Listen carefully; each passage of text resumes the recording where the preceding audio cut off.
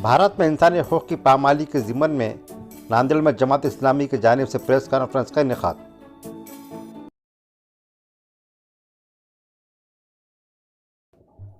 भारत में इंसानी हकूक़ की पामाली एक संगीन मसला बन गया है। इसी ज़िम्मन में नांदेड़ में जमात इस्लामी हिंद ने सद्भावना मंच के इश्तराक से भारत में इंसानी हकूक़ मौजूदा मंजरनामे के मौजू पर एक प्रेस कॉन्फ्रेंस का इनेकाद किया। इस मौके पर जमात इस्लामी हिंद के कौमी जनरल सेक्रेटरी जनाब मलिक मोहतसिम खान साहब ने प्रिंट और इलेक्ट्रॉनिक मीडिया के नुमाइंदों से तफसीली बातचीत की। इस मौके पर जनाब अब्दुल जलील साहब, जनाब यूसुफ बेग, जनाब रियाजुल हसन, अमीर मुकामी, देशमुख साहब, रईस खान के अलावा जमात के दिक्र जिम्मेदारान भी मौजूद थे। दोस्तों,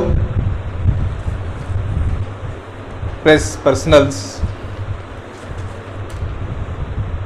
मैं मलिक मोहतसिम खान, सेक्रेटरी जमात इस्लामी हिंद,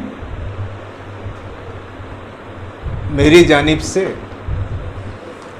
और जमात इस्लामी हिंद नांदेड़ की जानिब से आपका वेलकम करता हूं। इस मौके पर हमारे मुल्क में,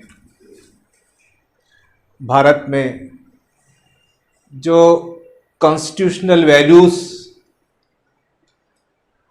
डेमोक्रेटिक वैल्यूज़, ह्यूमन वैल्यूज़ का जो हाल है, इस पर अपने ख्याल रखते हुए हम मीडिया के ज़रिए से यहाँ के हुक्मरानों को भी, यहाँ के इंटेलिजेंशिया को भी और यहाँ के अवाम को भी ये मैसेज देना चाहते हैं कि हमारा जो मुल्क है उसमें जो कॉन्स्टिट्यूशनल वैल्यूज़ हैं, 4 बड़े वैल्यूज़ का जिक्र है, लेकिन हम देख रहे हैं कि 1947 से जो हमारे मुल्क की आज़ादी का सफ़र शुरू हुआ था, अब 2021 में कॉन्स्टिट्यूशनल वैल्यूज़ वो उसका ग्राफ घट गया है। ये खुद कितना बड़ी अजीब बात है कि हमारे मुल्क की एक कम्युनिटी, क्रिश्चियन कम्युनिटी को थोड़े दिनों पहले दिल्ली में प्रेस कॉन्फ्रेंस करके जो चर्चेस पे अटैक हैं, जो क्रिश्चियंस इंस्टीट्यूशंस पे अटैक हैं, उसके खिलाफ लोगों को बताना पड़ रहा है। जो दलितों के राइट्स हैं, हाथरस का इवेंट आप सबको मालूम है, और हाथरस के इवेंट में एक जर्नलिस्ट सिद्दीक कप्पन अब तक भी वो जेल के अंदर बंद है। और जो हुकूमत के ताल्लुक से बात बोलते हैं, डिसेंट करते हैं, अलग व्यू रखते हैं, वो आज जेलों में बंद हैं।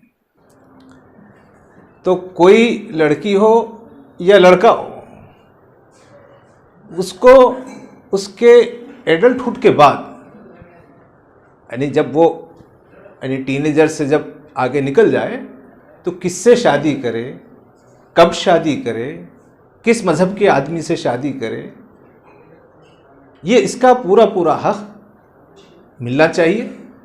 अगर कोई लड़की 18 साल के बाद शादी करना चाहती है तो हमारा कानून उसकी राह में रुकावट है। अगर लड़की 21 साल के बाद करना चाह रही है तो उसका चॉइस है।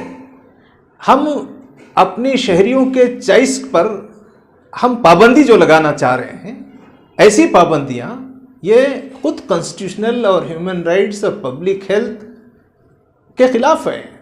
अब जो लड़कियां 18 साल के बाद 21 साल तक शादी ना कर सकें, और अगर वो इस दौरान में कोई गलत काम करें तो इसकी जिम्मेदारी कौन ले? इसलिए हम ना 21 ना 18, हम इसके बारे में कोई एज का फिक्स करने की ज़रूरत नहीं है। 18 के बाद वो 21 तक करें या 21 के बाद 25 तक करें, उसका पूरा पूरा चॉइस इंडिविजुअल को मिलना चाहिए। ये इंडिविजुअल राइट के ऊपर हुकूमत का एक पाबंदी है जो सही नहीं है।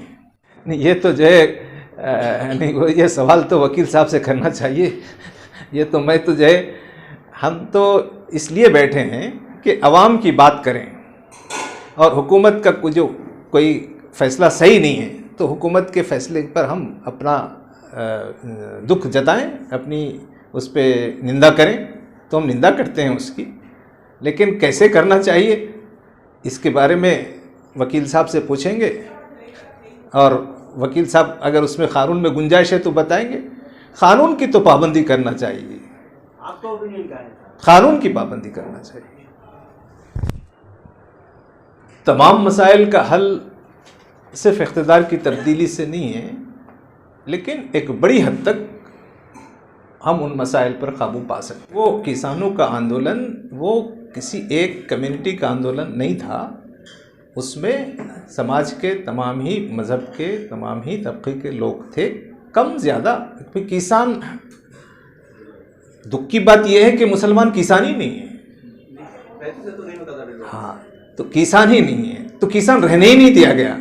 आपको मालूम है कि यानी लैंड अबॉलिशन जो एक्ट आया, तो मुसलमान जो किसान रह सकते थे, ना वो किसान है ना मालिक है, वो तो बिल्कुल मजदूर है।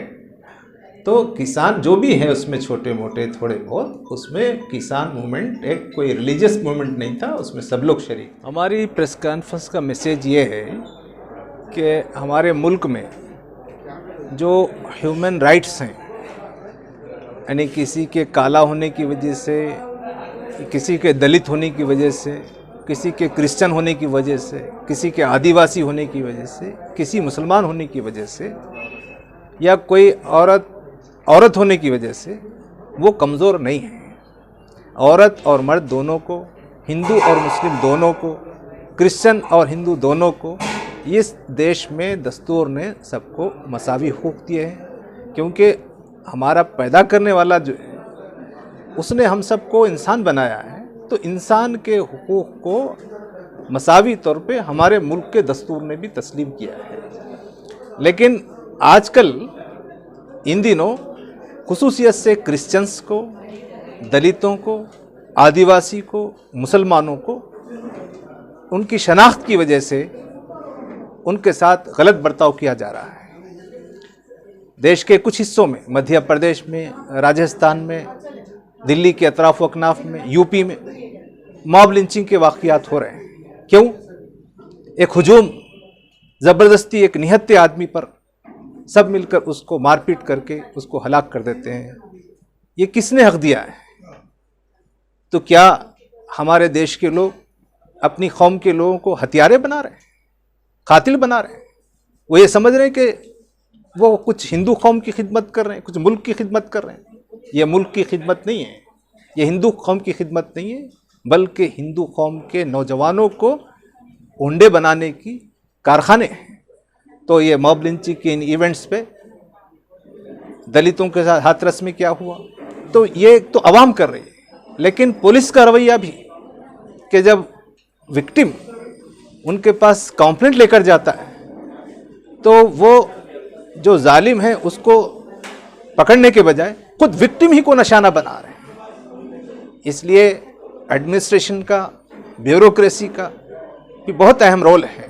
तो हमारी ये प्रेस कॉन्फ्रेंस लोगों में एक बेदारी लाने के लिए है कि जो लोग मजलूम हैं वो आपस में मिलजुल कर जुल्म के ख़िलाफ़ में, नाइंसाफ़ी के ख़िलाफ़ में क़ानूनी जद्दोजहद करें, लॉ ऑफ लैंड के मुताबिक अपने हुकूक को हासिल करने की तरफ वो आगे बढ़ें। ये सिविल सोसाइटी की बड़ी अहम जिम्मेदारी है, ये समाज के आम लोगों की बड़ी जिम्मेदारी है। तो हमारी बात हम तो हुकूमतों से कह रहे हैं, लेकिन लगता है कि हुकूमतें अंधी और बहरी और गूंगी हो चुकी हैं।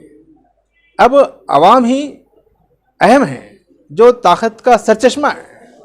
इसलिए हम आवाम से आवाम का राब्ता हो ताकि जुल्म से समाज को बचाया जा सके और इंसानी हुकूक बहाल हों। इस काम के लिए बहुत से काम अंजाम दिए जा रहे हैं, उसी की एक कड़ी आज की प्रेस कॉन्फ्रेंस थी। Subscribe now and press the bell icon.